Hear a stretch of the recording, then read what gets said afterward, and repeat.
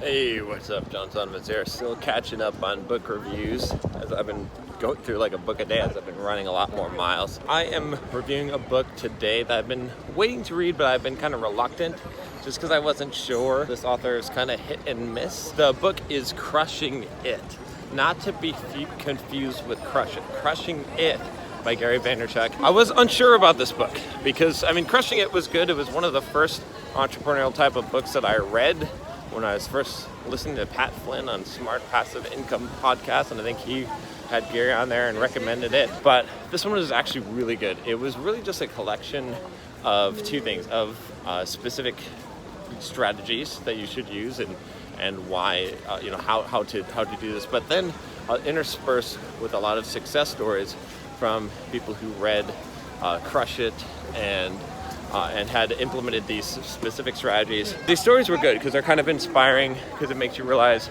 that you can do it too.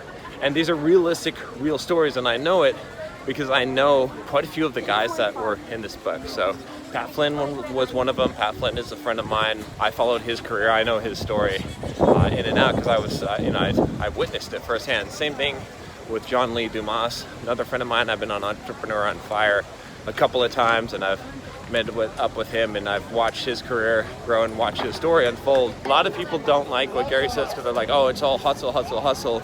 But it's true, like you have to do that. And being prolific with content is the thing. Like if you look at the top players, it would be like Gary Vaynerchuk, probably number one, Grant Cardone, and Tai Lopez. And what do those guys do better than anything else? They produce a fuckload of content. Look at it, right? Look at all the stuff that in one day that Grant Cardone is producing. It's like an insane amount of content. He's got, shows for every day of the week. His wife has content that she's producing on their thing. Their Instagram is like 3 or 4 posts a day. It's like an insane amount of content. Same thing with Gary. So being prolific with content is really important. So, the book is really about this idea that the way that you're going to crush it in this world today as an entrepreneur is that you're going to produce a lot of content that's relevant to your audience, and you're going to do that in a way, right? You're going to own some platform and pillar, and you're going to use the social media network in order to really grow your influence and to build a business off of that, and that anyone can do that. A lot of people don't like him because of some of that stuff, but you can't argue with this strategy, and it's one that I've been doing, right, for a long time, and it's worked here on YouTube.